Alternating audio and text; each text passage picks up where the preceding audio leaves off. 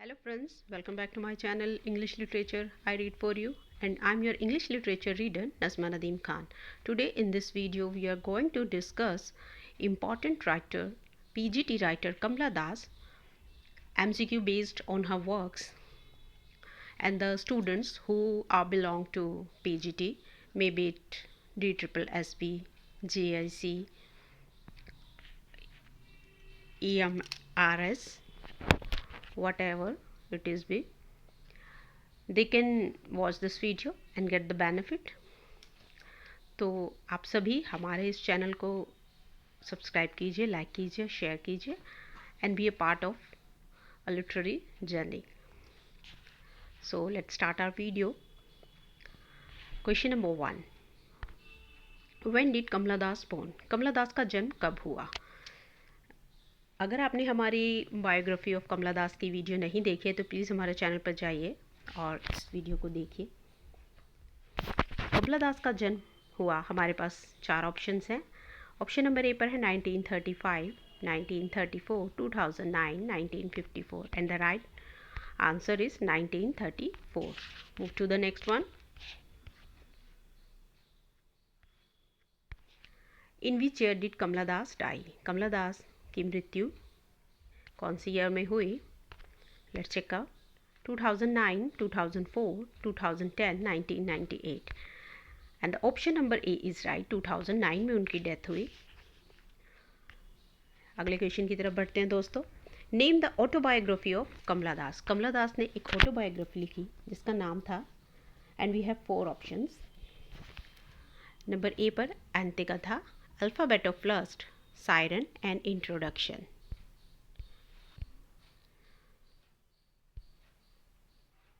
And the answer is Entekatha. Entekatha उनकी जो है ऑटोबायोग्राफी है, बट ये जो नाम है ये मलयालम में दिया गया है. किसमें? उनकी मदर टंग मलयालम में. और इंग्लिश में जो है इसका नाम है माई स्टोरी. इसे पब्लिश कराया गया था 1976 में. याद रखिएगा दोस्तों. अगले क्वेश्चन की तरफ बढ़ते हैं. In which year was an introduction published? Introduction उनका एक वर्क है, ये भी, इसमें भी ऑटोबायोग्राफिकल टच है. तो ये बताइए ये कब पब्लिश हुआ? 1976, 1999, 1967, 1975. तो दोस्तों ये सभी ऑप्शन रॉन्ग है. ये पब्लिश हुआ था 1965 में. उनका पोएट्री कलेक्शन है समर इन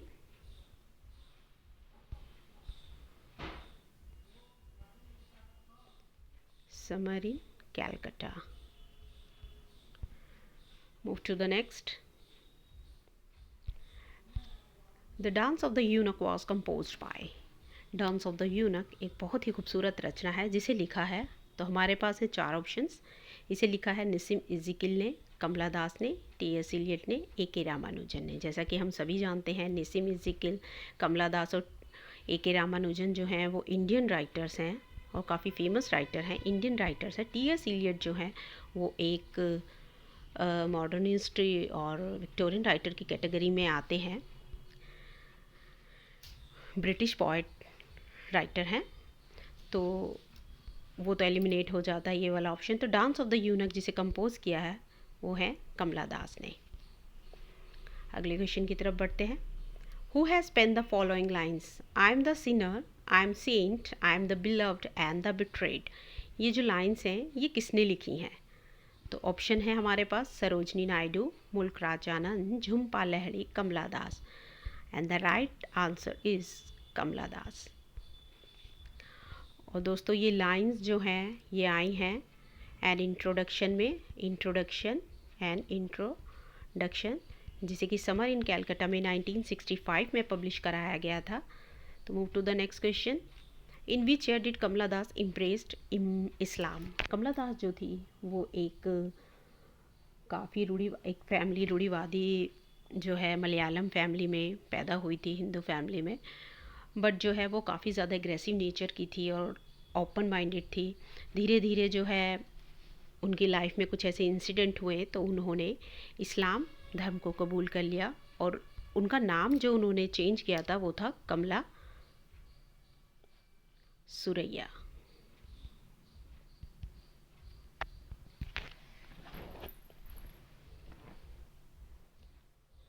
तो आप ऑप्शन देखिए दोस्तों, ऑप्शन है हमारे पास 2009 में, 1998 में, 1990, 1999 and the answer is 1998। Move to the next one. They sang lovers dying and children left unborn. ये लाइंस जो हैं ये कहाँ पर आती हैं तो आपको बताना है, और कहाँ आती हैं और कौन जो है ये लाइंस को सैंग कर रहा है, गा रहा है, तो ये भी आप बताइएगा। The poets, the eunuchs, the ladies, the nation. तो ये जो लाइन्स है दोस्तों ये आती हैं the dance of the eunuch में।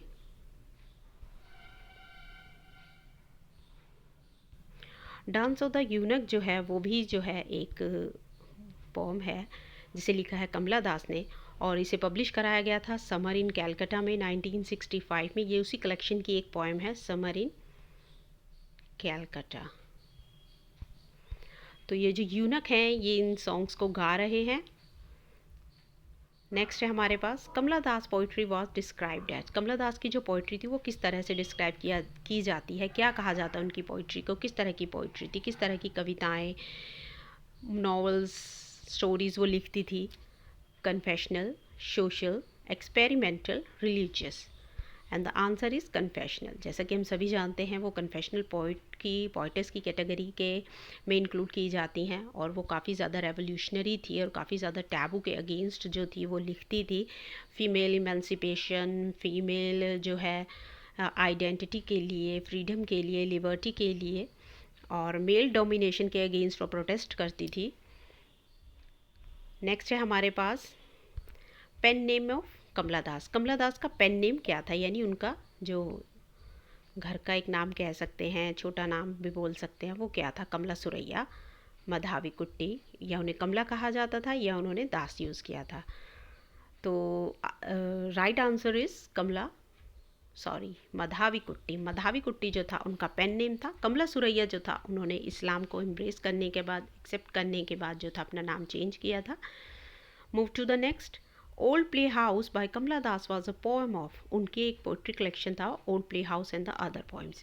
तो उसमें एक पोएम है द ओल्ड प्ले हाउस। तो ये जो पोएम थी ये कमला दास की किस चीज़ पर बेस्ड थी, क्या चीज़ जो ये थी बताती थी poem? Love, protest against male domination, surrender to male domination और जेलसी। तो दोस्तों ये जो पोएम थी ये बताती थी प्रोटेस्ट अगेंस्ट मेल डोमिनेशन। जैसे कि हम पहले भी बात कर चुके हैं कि वो मेल डोमिनेशन के अगेंस्ट ये प्रोटेस्ट करती थी, और फीमेल इमेंसिपेशन, आइडेंटिटी, लिबर्टी के लिए बहुत ज़्यादा जो है वो अपनी रचनाओं में जगह देती थी। Which among the following is not the work of Kamala Das. Following जो वर्क्स हैं उनमें से कौन सा है जो कमला दास का वर्क नहीं है? मानस, माई स्टोरी, एंटे कथा या फिलॉसफी। तो दोस्तों ऑप्शन डिस्कस कर लेते हैं। मानस ये उनका नावल है, माई स्टोरी उनकी ऑटोबायोग्राफी है, एंटे कथा जो है इसी का मलयालम नाम है। तो जो फिलॉसफी है दोस्तों ये निसिम इज़िकील का वर्क है और काफ़ी ज़्यादा फेमस वर्क है। Move to the next.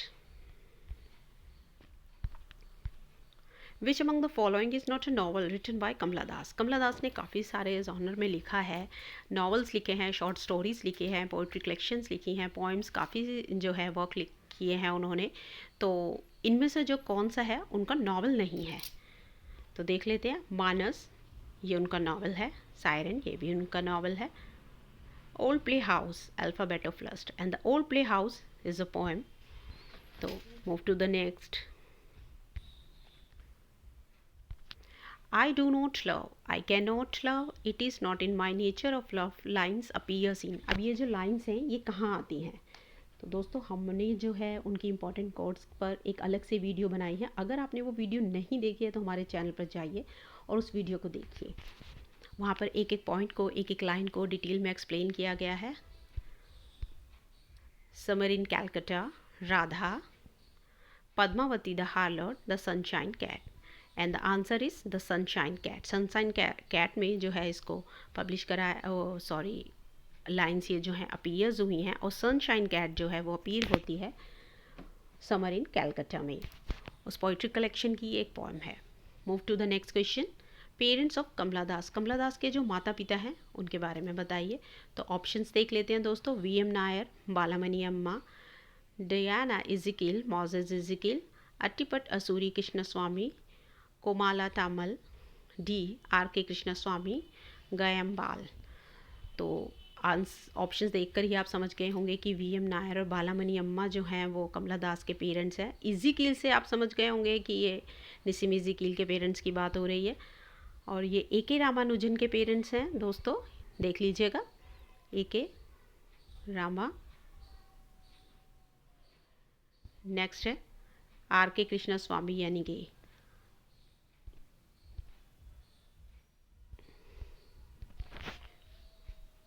ये आर.के. नारायण के माता पिता हैं, आर.के.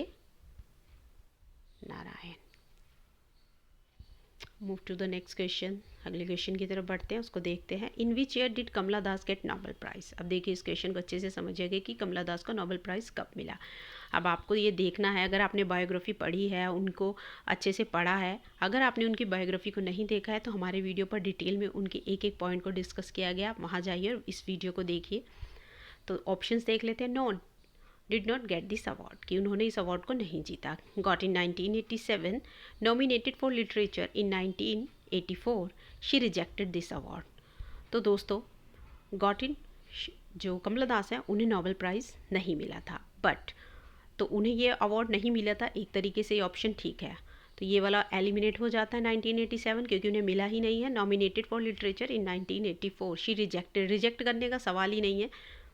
तो ये भी, तो दो ऑप्शंस के बीच में हम कंफ्यूज है कि no did not get this award, उन्हें अवार्ड नहीं मिला। बट अगर हम ऑप्शंस को काफ़ी क्लोजली देखें तो उन्हें नॉमिनेट किया गया था लिटरेचर के लिए 1984 में।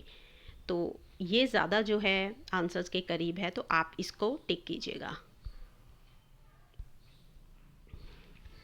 Move to the next question. In which year did she get the degree of D Lit. उन्हें डी.लिट की उपाधि दी गई थी। एक डिग्री होती है, काफ़ी रिनाउंड होती है, काफ़ी जो है बड़ी डिग्री होती है, ये इस उपाधि से उन्हें सम्मानित किया गया था। तो ये डिग्री उन्हें कब दी गई थी? कैलिकट यूनिवर्सिटी से उन्हें दी गई थी। तो बताइए, 2009, 1998, 2006, 1999, एंड द आंसर इज 2006। अगले क्वेश्चन की तरफ बढ़ते हैं। All the awards won by Kamala Das except one. Kamala Das जो हैं उन्होंने अपनी लाइफ टाइम में काफ़ी जो है ख्याति प्राप्त की थी अपने बोल्ड एटीट्यूड की वजह से, और कन्फेशनल जो एटीट्यूड था उनका, उसकी वजह से उन्हें काफ़ी ज़्यादा जो अवार्ड से सम्मानित किया गया था life time, during her life time. तो देख लेते हैं। साहित्य अकेडमी अवार्ड, केरला साहित्य academy award, Asian poetry award, Nobel prize. तो अभी हम डिस्कस कर चुके हैं कि नोबेल प्राइज़ जो है वो सिर्फ वही उन्हें नहीं मिला है, बाकी सभी ये प्राइज़ हैं, आप देख लीजिएगा, उन्हें मिले हैं। अगले क्वेश्चन की तरफ बढ़ते हैं। In which volume of poetry was the poem an introduction included. Introduction जो है, एन इंट्रोडक्शन उनका बहुत फेमस वर्क है, ऑटोबायोग्राफिकल टच है इसमें। तो वो कौन से जो वॉल्यूम ऑफ पोइट्री है उसमें इसे पब्लिश कराया गया था? The descendants, summer in Calcutta, the old play house and other poems, Thanuppu. And the right option is summer in Calcutta, 1965। Descendants जो है 2 साल बाद 1967, ये भी एक पोइट्री कलेक्शन है। तो थानुप्पू जो है उनका एक मलयालम में पोइट्री कलेक्शन है, अच्छे से समझ लीजिएगा दोस्तों। Move to the next. Theme of Kamala Das, theme of Kamala Das poetry. Kamala Das की जो पोइट्री थी वो किस तरह के थीम लेकर आगे बढ़ती थी, किस तरह की उनकी जो पोइट्री होती थी, बेस्ड होती थी, उसका थीम होता था। ऑप्शंस देख लेते हैं। Male domination, love and sex, sex and freedom, female emancipation, identity. तो दोस्तों सभी चीज़ों का कोई ना कोई जो कॉम्बिनेशन है उनकी पोइट्री में मिलता था। तो बेसिकली जो उनकी पोइट्री होती थी उसका जो निचोड़ होता था, थीम होता था, वो ये था कि वो फीमेल इमेंसिपेशन चाहती थी, लिबर्टी चाहती थी, फ्रीडम चाहती थी, आइडेंटिटी की एक उनमें भूख थी, इनसैटिएबल थर्स्ट फॉर आइडेंटिटी। वो अपनी आइडेंटिटी चाहती थी, औरत की एक अलग से पहचान चाहती थी। पेट्रियार्कल सोसाइटी में, जहाँ मेल डोमिनेंट सोसाइटी है, जहाँ जो है हर तरीके से एक जो है मर्द समाज है उसको ऊंचा रखा जाता है, तो वो इस चीज़ के इन चीज़ों के खिलाफ थी और वो फीमेल को ये जो बॉन्डेज है इन सब से निकालना चाहती थी। तो यहाँ जो राइट ऑप्शन है वो है डी, फीमेल इमेंसिपेशन। काफ़ी क्लोज रिजेंबल करते हैं सभी option, but the right option is female emancipation and identity. तो आई होप आपको हमारी ये वीडियो है वो अच्छी लगी होगी। सभी MCQs हैं, काफ़ी इम्पॉर्टेंट हैं और एग्ज़ाम पर्सपेक्टिव से इनको रखा गया है हमारे पर्सनल नोट से। तो मिलते हैं नेक्स्ट वीडियो में नेक्स्ट वर्क के साथ। तब तक पढ़ते रहिए, खुश रहिए।